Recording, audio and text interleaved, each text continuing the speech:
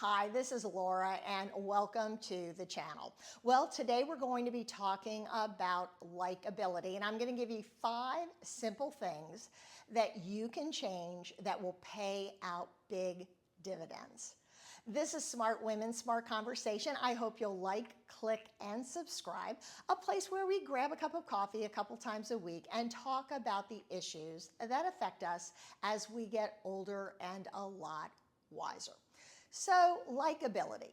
I'm going to present it as food for thought because it's a topic that you probably need to take a little bit of time and think about.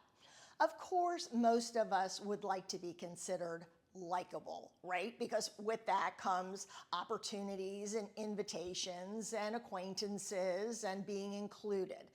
But once we start to get older, especially when we get into our 60s and 70s and 80s and beyond, we're pretty darn set in our ways. And sometimes we don't even realize some of the habits that we've kind of owned over the years that have become part of who we are.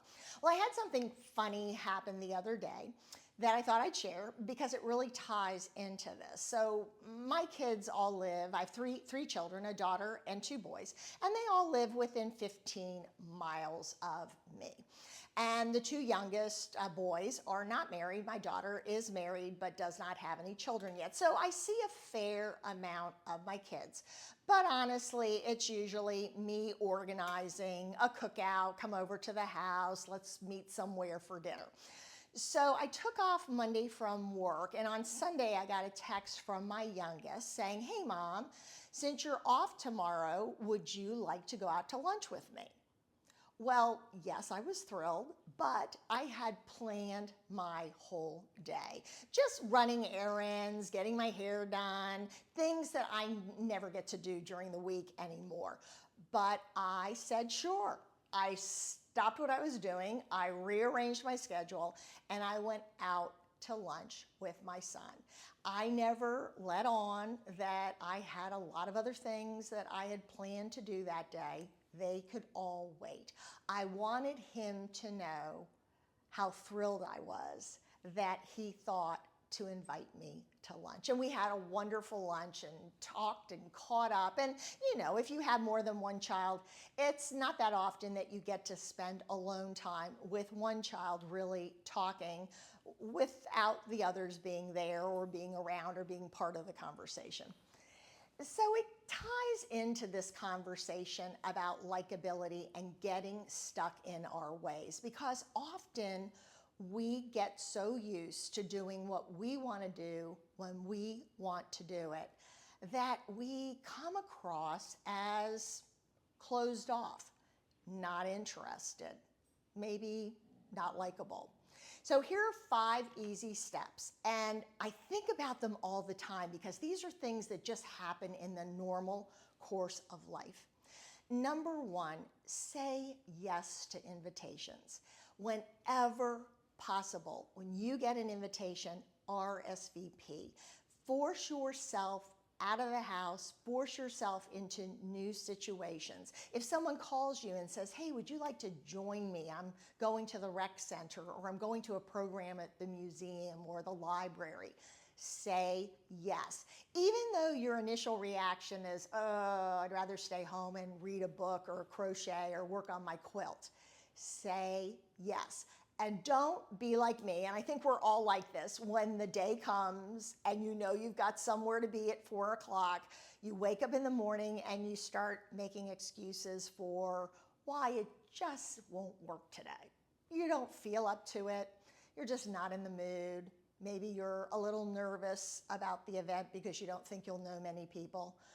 Force yourself to go. Get out of the house, say yes. Number 2, what happens when you do have to say no? How can you say no, but yet send the message to the other person that, "Hey, I'm open to doing something again. Let's get something on the calendar." Well, you do just that. Number 1, thank them profusely for thinking about you and inviting you, but you already have something on the calendar and you're so sorry that you can't join them. but add in. I'd love for you to keep me on your invitation list. I'd love to join you the next time. Boy, it really would have been something that I would have loved to do, so I hope you'll think about me the next time you're looking for someone to attend. You can, depending on how well you know the person, you can even add in that, I have a lot more time on my hands these days and I'm always available for lunch, or let's get together sometime, meet over at the library. Let people know that even though you're having to say no, that you really would have loved to have attend. Now, what if you say yes and you have to cancel? Something has come up. Maybe you are sick. Maybe someone in your family needs you. Something else that's more important has got to have your priority. Number one, make sure you let people know right away. And again, follow those simple rules in how to say no. Let them know that you are so disappointed that you can't attend, that something came up that you just can't get out of. You apologize, but please think of me the next time. I'm so disappointed that this didn't work out.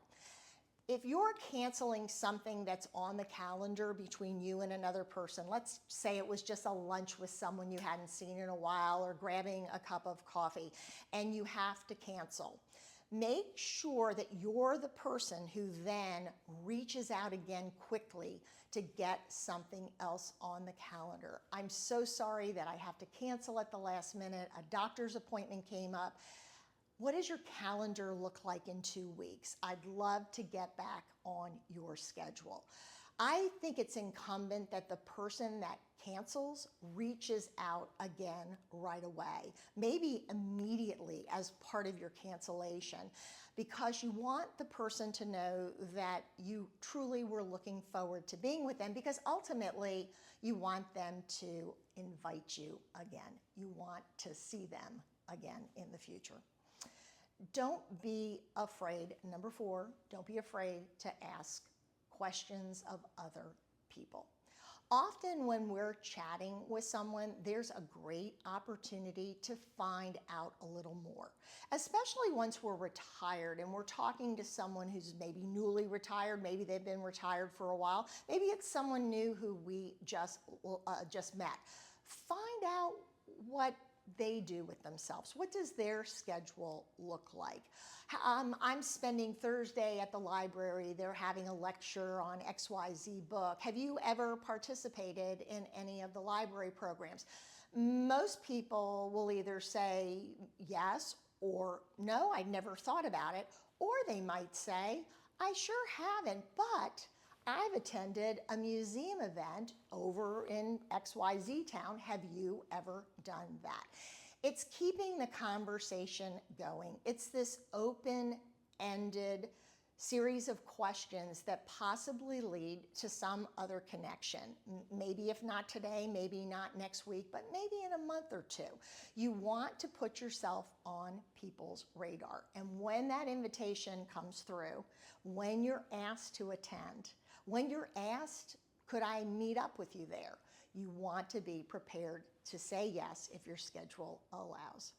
And finally, the simplest thing you can do to make yourself more open to other people approaching you is to act interested.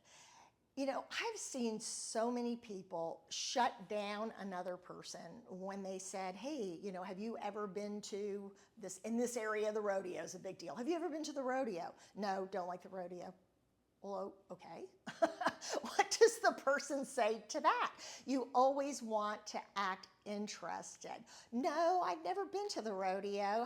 Do you go often? What do you like about it? You may find out that something you've never wanted to do might be something you would enjoy doing. Maybe not for the rest of your life, but maybe once or twice to say that you've done it. Whenever I run into people who I'm asking questions of, I try to ask them something that I know interest them. I have a lot of friends that friends and acquaintances on social media that many who I've known for a long time who really enjoy traveling. And now that they're retired, they spend a lot of their time going all over the world. And when I run into them, I try to get as much information from them about where they've been and what did they love about it and where are you heading next. It isn't that I'm necessarily going to get to those places, but I want that person to know that I'm interested. Well, number one, I am interested. So I'm not asking you to necessarily fake it, but yeah, you can fudge a little interest when you're not truly interested, because you never know what that conversation will lead to. There are people doing such interesting things. I mean, if you read the comments on some of my last videos, it's amazing what people are doing to keep themselves busy and fulfilled through their retirement years. So think about those 5 easy things to do that won't change who you are, but may change how people view you. And when they're looking for someone to join them at something that may turn out to be a lot of fun, I hope that they'll think about you. Well, please click like and subscribe to the channel, and I look forward to seeing you next time. I hope you're having a great week.